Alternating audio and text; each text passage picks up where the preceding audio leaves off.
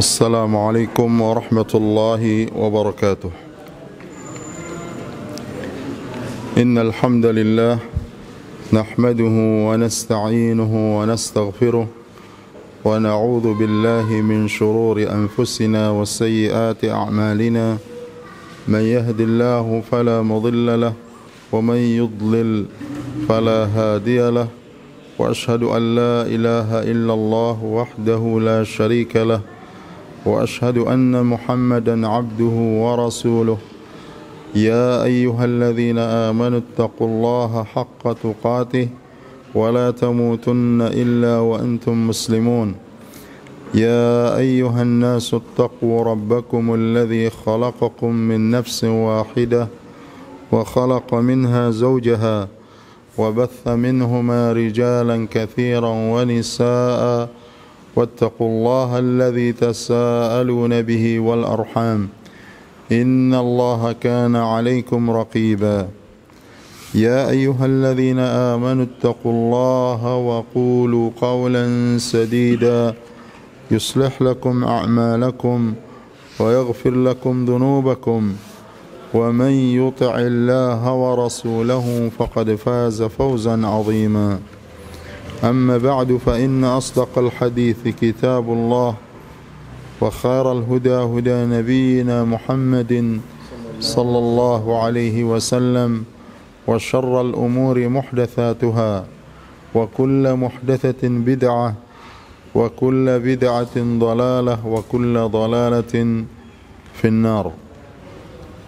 Pertama kita bersyukur kepada Allah Subhanahu wa taala bahwa Allah Subhanahu wa taala telah berikan kita nikmat yang sangat banyak, terutama nikmat iman dan Islam, nikmat kesehatan, nikmat harta, nikmat waktu, keluangan.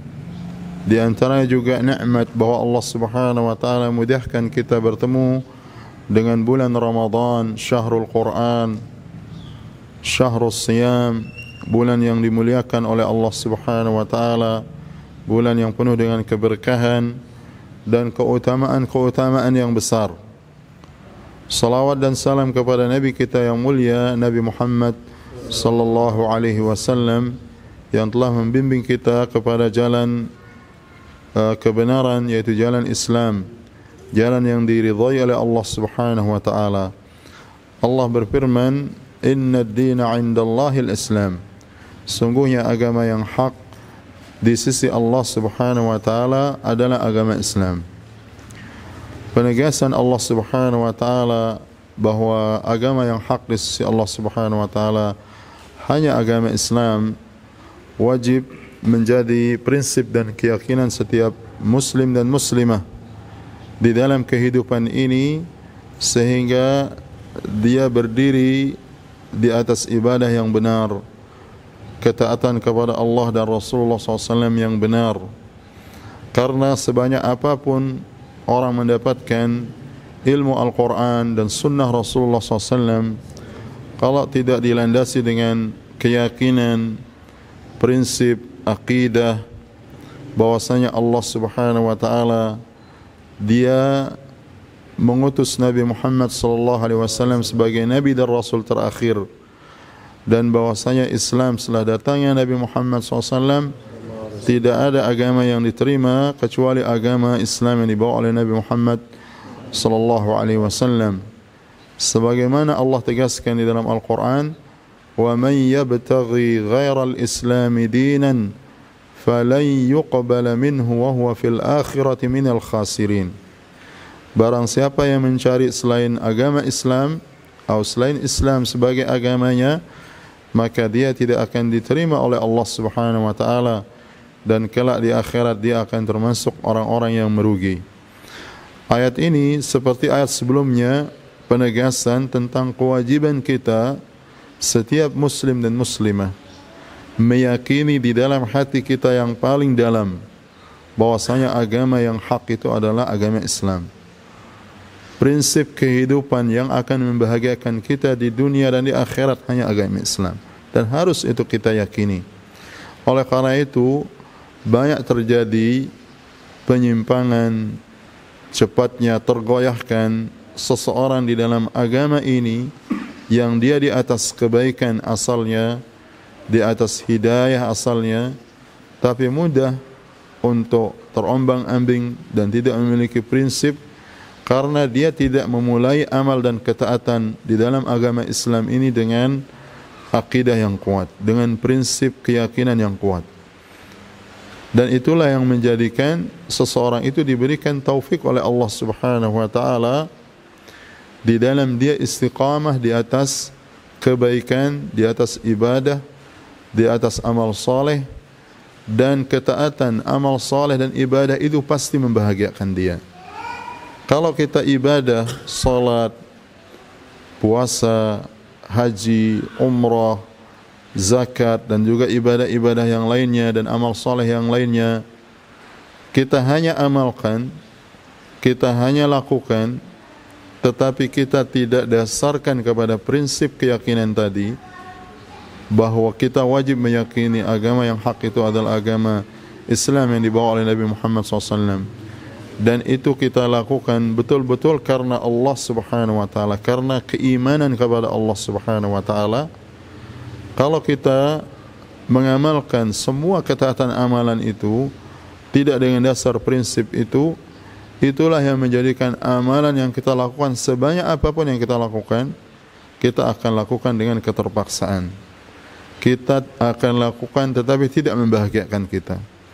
Kita akan ikuti apa yang Allah perintahkan dan Rasulullah SAW perintahkan. Kalau dia tidak bersumber dari keyakinan hati, kecintaan kepada Allah dengan ibadah kepada Allah Subhanahu wa taala, maka justru semakin kita ibadah semakin kita jauh dari Allah Subhanahu wa taala. Oleh karena itu prinsip dua syarat diterimanya amal ibadah di dalam Islam, yaitu pertama ikhlas di dalam ibadah dan amal tersebut, kedua yaitu dia harus sesuai dengan sunnah Rasulullah SAW. Itu juga prinsip yang harus kita pegang. Oleh karena itu setiap ketaatan, amal, ibadah, amal saleh yang kita lakukan, kita harus murajaah, kita harus muhasabah, ya, memperhatikan, mengawasi dua hal yang besar ini, yaitu ikhlas karena Allah Subhanahu wa taala, kemudian amalan itu sesuai dengan sunnah Rasulullah SAW.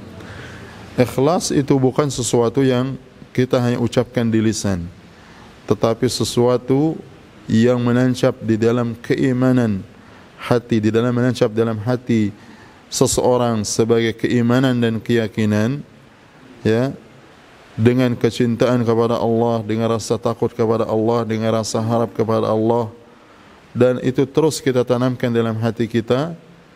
Itulah hakikat daripada keimanan yang hakiki itu sendiri. Dan disitulah kita akan merasakan manfaat.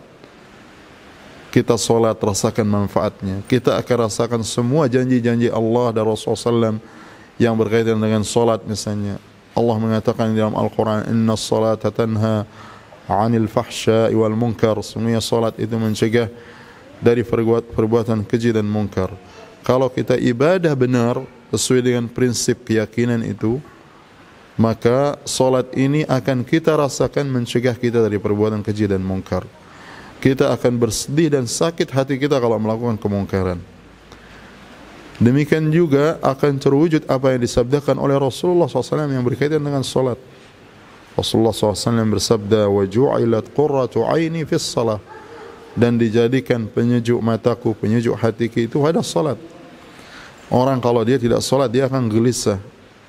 Justru kalau dia solat tapi dengan dasar betul-betul dia yakini karena iman, solat ini perintah Allah, solat ini ibadah yang Allah wajibkan, terutama yang berkaitan dengan solat-solat fardu, ya, ibadah yang dia ibadah yang terbesar setelah kalimah syahadatain, ya, kita yakini seperti itu.